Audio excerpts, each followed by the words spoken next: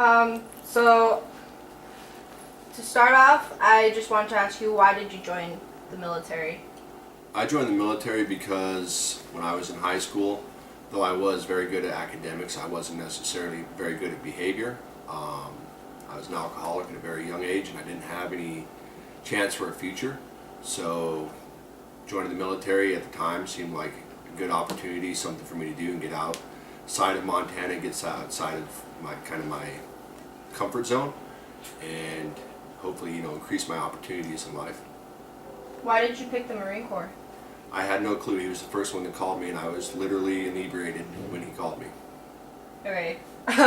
Do you recall your first days in service? Like, what was it like? Talking about my first days when I went to boot camp, or when I first got into the actual boot camp. Boot camp was scary. It was definitely a shock. The Marine Corps boot camp. Now, in my later years, I know how it's designed and why it's designed like that. But it's a shock to your system, mentally and physically. So, I mean, the first few days, they have you running around everywhere. You have no idea what's going on. And that's intentional, to kind of keep you moving, keep you from not thinking about things so you don't give up, early on. Okay. Do you remember your drill instructor? I remember one drill instructor, actually really two. One in particular, he was the only drill instructor that I knew of that smoked, and I was a smoker before I joined. So I knew that he smoked. I could always smell it on him, so I always remembered him. And there's another drill instructor, his name was Sergeant Kilgore, which is a funny name, yes, especially considering it's boot camp. But he was always the one that was kind of the most invested in me, I guess you would say.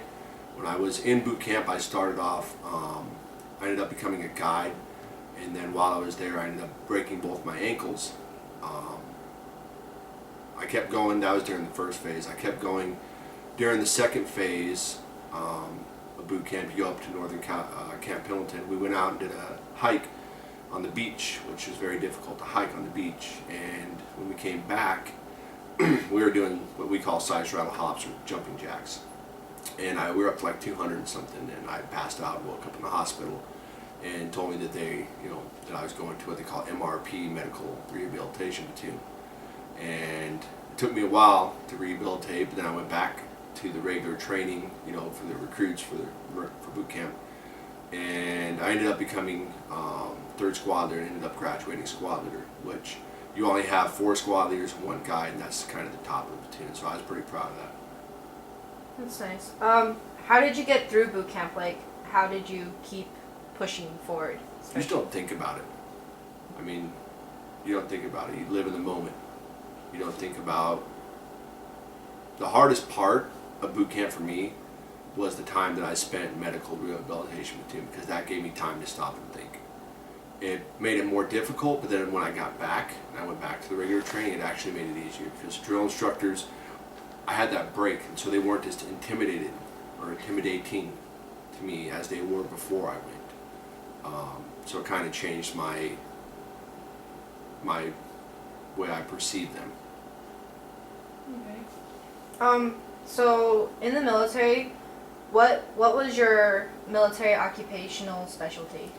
My military occupational specialty was amphibious assault vehicle crewman, which is somebody who operates an amphibious assault vehicle.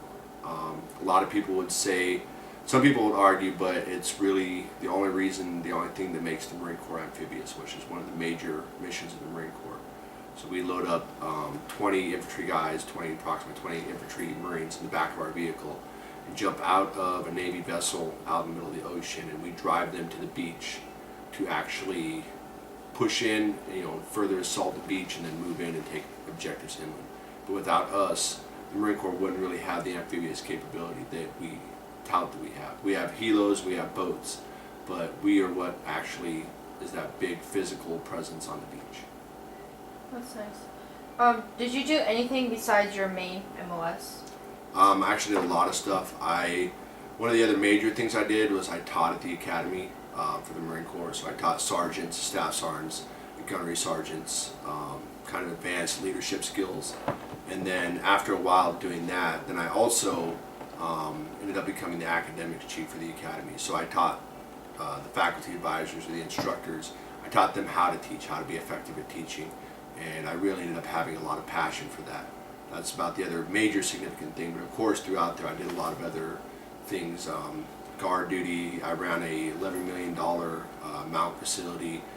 Taught my MOS school, the basic school, for the junior enlisted and also for officers. So I'm just gonna ask you some questions that are more like not so serious. They're just kind of, fun questions to ask. What did you do on vacation, on leave? On leave? Mm-hmm. Most of the time it was just family time. So, whether it be going back to Montana to see family, or when I was in Japan, we never really took a lot of leave too much. We did take one really good trip to mainland Japan. My wife and I, we finally, after many years of marriage, we finally got to have our real honeymoon in Kyoto, which that was very memorable. I'll never forget that. But most of the time it was just family time. That's very nice. Where did you travel to while you were in service?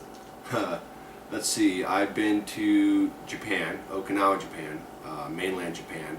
I've also been to Hokkaido a little bit. I've been to Russia, Vladivostok, Russia. I've been to all over Korea, Thailand, Singapore, Brunei, Malaysia, Indonesia, the Philippines. Stopped through Alaska a few times. I never really got out there. Same thing with Germany. Of course, I've been to Iraq. Did I leave any place out? I probably did. Korea? No, I've been to Korea. I also was in North Korea. I got to stand in the DMZ on the North Korean side, and that was very interesting. That's nice. That's been really interesting. What are some unusual events that happen while in the military that you don't experience outside the military? Depends on from what perspective that you mean. Like, unusual events, like when you go out on like when you get deployed or something and something unusual happens that you'll never see while you're doing something outside the military. Well, I mean, there's so many different stories. Well, what's your The first one that pops into my head would probably be, because I've seen so much training. One of my first training experiences, what they used to call CAX, 29 Palms. It was combined armed exercise, where we'd bring out multiple units. We'd all work together, to just train, how we would actually operate in a combat situation. And one of the scenes two of the scenes I'll never forget.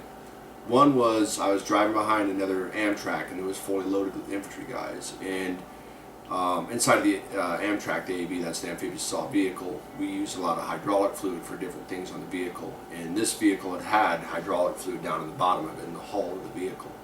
And we have a turbo on there that when you're out in the desert especially, it gets really hot. And back then, sometimes, because they did modifications later to fix it, but sometimes when it would get so hot, it would drip liquid metal down in the hull. It would get hot enough to spark and drop metal.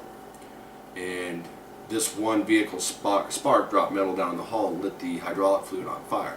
So the whole back of the vehicle is on fire, and there's infantry guys in the back of it. And so I'm driving in the vehicle behind them, watching them, and I see the hatches come flying open, and I see the infantry guys it's like a slow motion thing as they came out of the top of the vehicle and jumping off the side while the vehicle's still driving down the road, and they're in slow motion jumping off the vehicle with flames coming out of the back of the vehicle. So of course I stopped, jumped out, got my fire extinguisher, we got up there and put it out. But back then that was a very common occurrence. You would usually, if you went to a field op for more than seven days or so, a week or so, something would catch on fire. It was common. Sometimes it would catch on fire in the water, which is really bad because then you don't have nowhere to go to get out of the vehicle.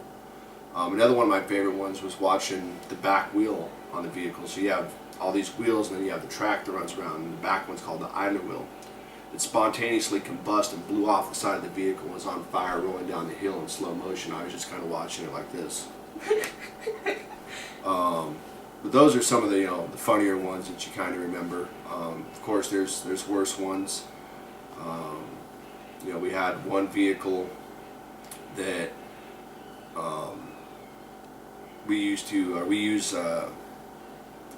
basically what's called a line charge kit, and they had this one vehicle that ended up melting down in 29 Palms with a Marine in the back of it. There's a couple in there, actually in the vehicle, but one got stuck. and it melted the whole vehicle down to a pile of metal, you know, and I saw those pictures of that, and that's one of the Marines we worked with, you know.